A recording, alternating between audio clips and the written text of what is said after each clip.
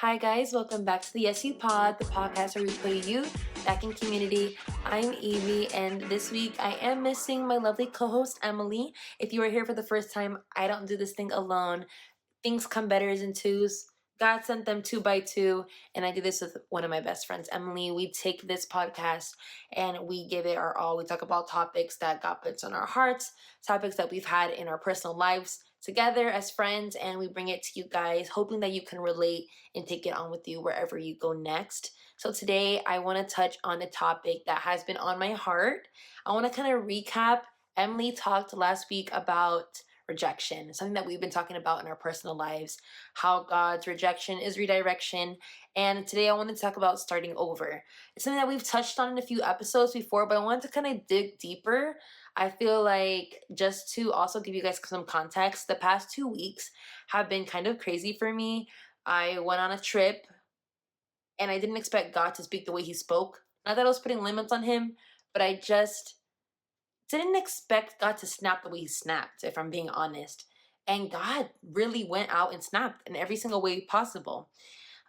Reminded me of words that I've forgotten about, spoke so clearly, gave me action, and gave me clarity through that process. And honestly, guys, if you are listening to this podcast again for the first time and you don't have a relationship with God, or you are missing people in your lives to kind of point you in a direction, it's honestly the most rewarding journey, fulfilling journey you can ever go on, is to believe in God and trusting in Him fully, because the people may fail you around you, and the society that we may live in may not be the best, but the best is yet to come, as I always say, and God is faithful. And so the past weeks have been that for me. It's been God speaking and me crying and listening and taking account of what He said and being obedient to share that. So this week I wanted to talk about starting over.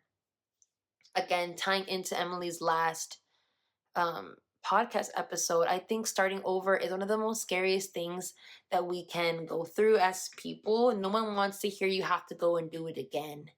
And there's so many things that we go through in our lives where maybe we make the same mistakes and we're redirected. It's like when you play Trouble. For context, I'm a big lover of games. I love games. I love card games, board games.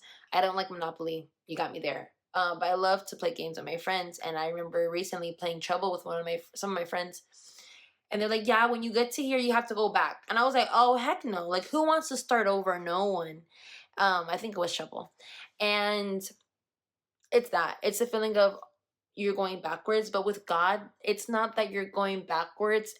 And yes, you're going through the same steps, but you're going backwards and launching forward. But this time it's an easier launch because you have Him by your side.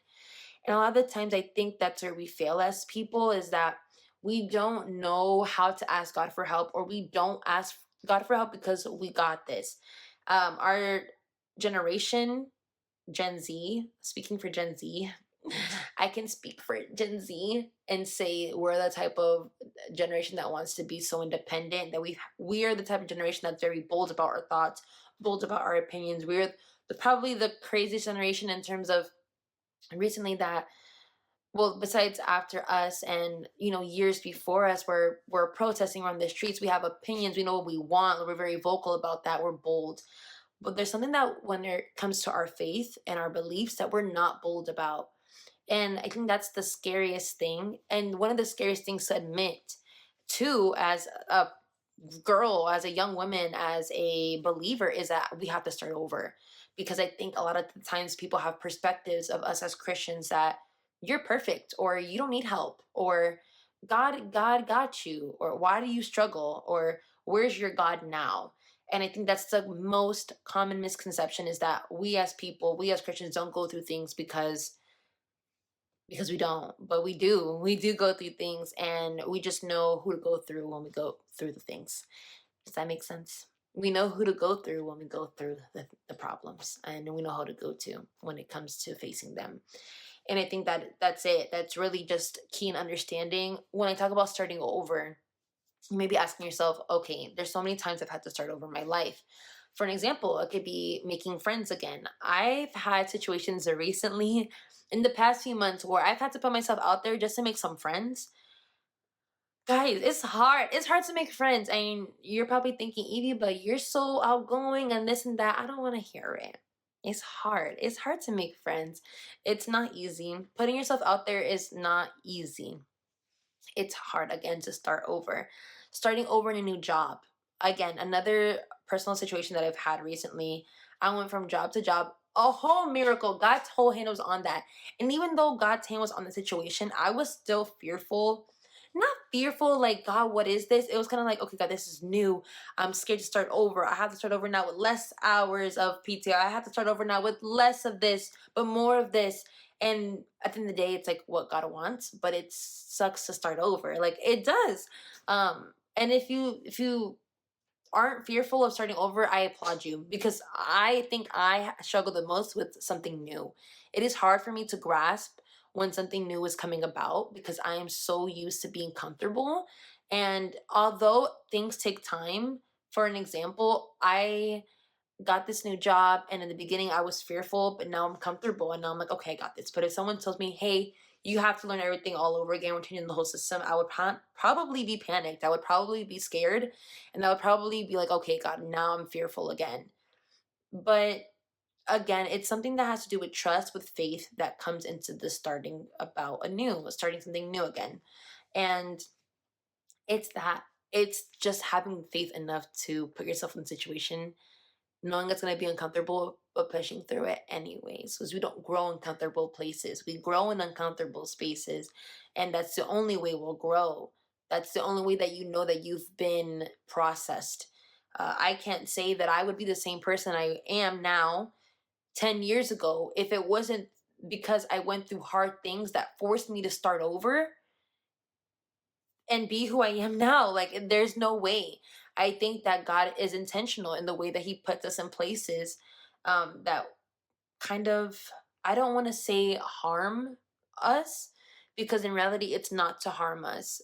But it does prune us, and it does change our perspective and our spirit to be more alert, more aware of who we are, and what we want to be and who we want to be as not just believers, but as children, as employees, as friends, as relatives to who we're around.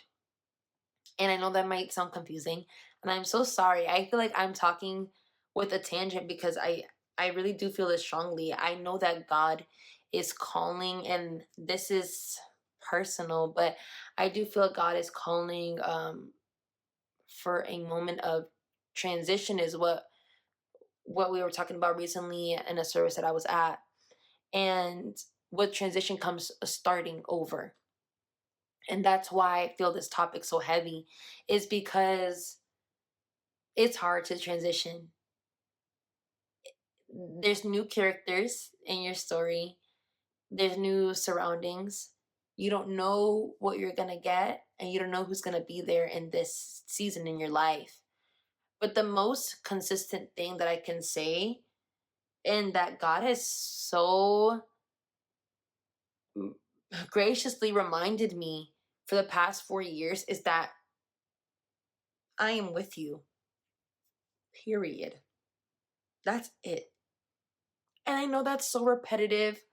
I know that might sound like just a ongoing record at this point, but a broken record. But that's literally it. When you start over and you forget who called you in the process, you will lose yourself in the process.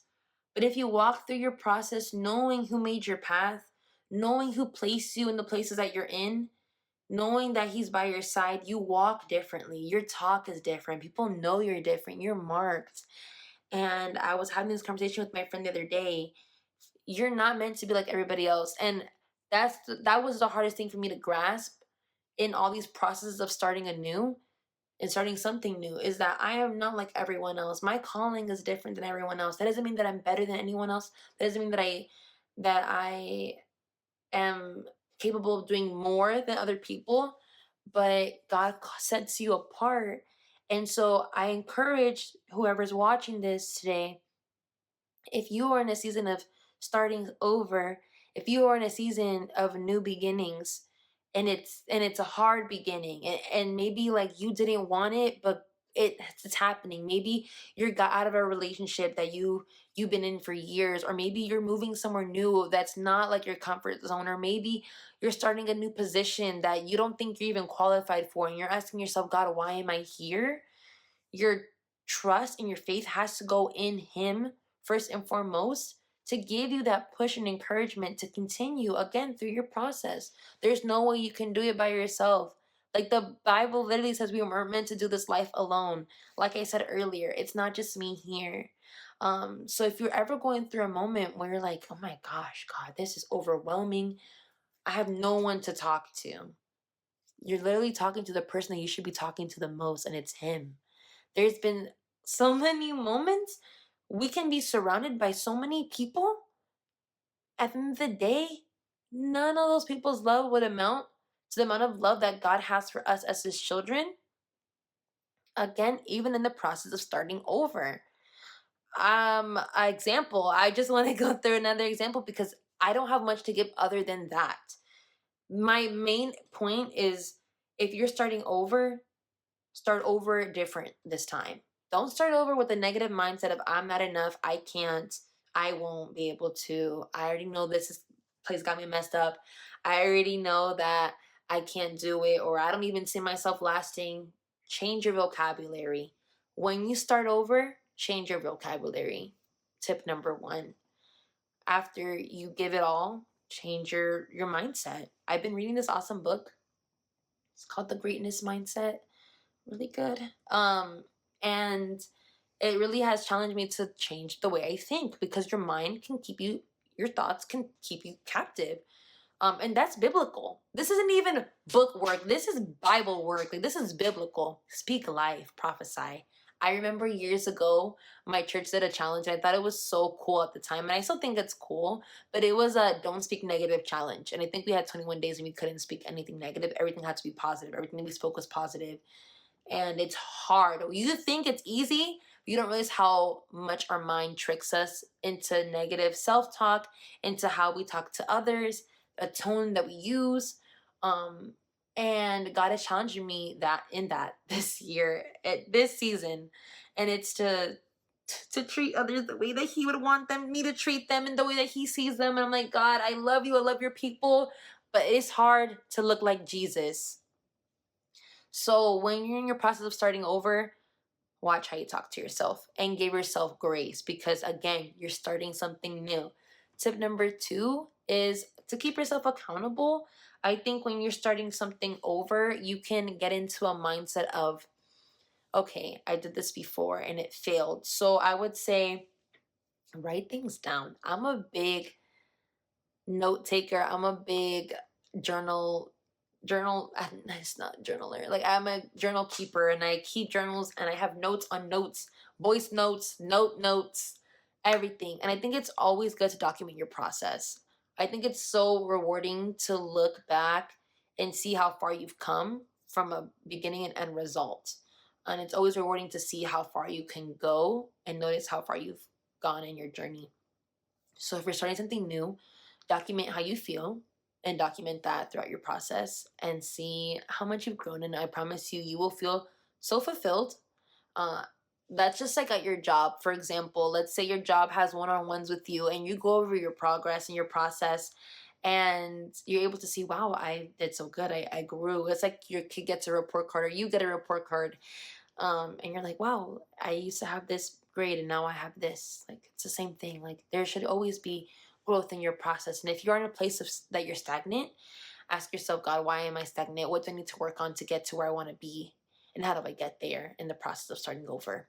The third thing that I would say is a big takeaway, and when it comes to starting over, besides, again, talking to yourself kindly, give yourself grace, documenting your process, is to keep it in prayer. And I know that's very cliche. Okay, Evie, you talked about it already. You're praying about whatever it is, but it is true. Ask God and thank God every single day for regarding your steps. And because, like I mentioned, He is with you. So don't be afraid to just speak those things. and say them out loud and be like, God, thank you so much for today. Thank you that I was able to wake up today. Thank you so much that I got this opportunity. And let me look like you today. Let your children see me the way that you see me. And let your love shine through me. And I promise you, it makes all the difference. Like, it really does. So that'd be my third takeaway is to pray about everything. And never pray without ceasing. The Bible says pray without ceasing. And just don't stop. I know for me personally, this message to you may have seemed something so simple, and I know it's simple, but sometimes we need to be reminded of simple things, and I think we forget about the little things. I know I forget. I think I'm saying this message to you guys as encouragement, but I know I need it too, because I know there's things that God wants to strip away when we start over, and there's things that He wants to remove when we transition. So as you're in your prayer closet, as you're praying, think about, God, what is it that you want me to change? That's scary too. It's scary to ask God, okay, God, let me hear you. What do you want me to change? And when He goes down that list, and you probably already know, because I already know what I need to change in my life to be who God called me to be. And I promise you guys that I'm not even close to what I picture for myself. But that doesn't mean that I'm not working on it. And I'm so excited that in this season I can pinpoint it and I can work on it now. And so I encourage you guys to not just pray, but ask God to answer you, to confirm it for you. Maybe that's through prayer, maybe that's through worship, maybe that's through preaching. Whatever you feel your heart tugging towards, it always be confirmed through prayer first and foremost. But I think that's the most beautiful thing when you get to have a conversation with God and He literally tells you all about yourself. And it's like, oof, I needed to hear that. That was for me personally.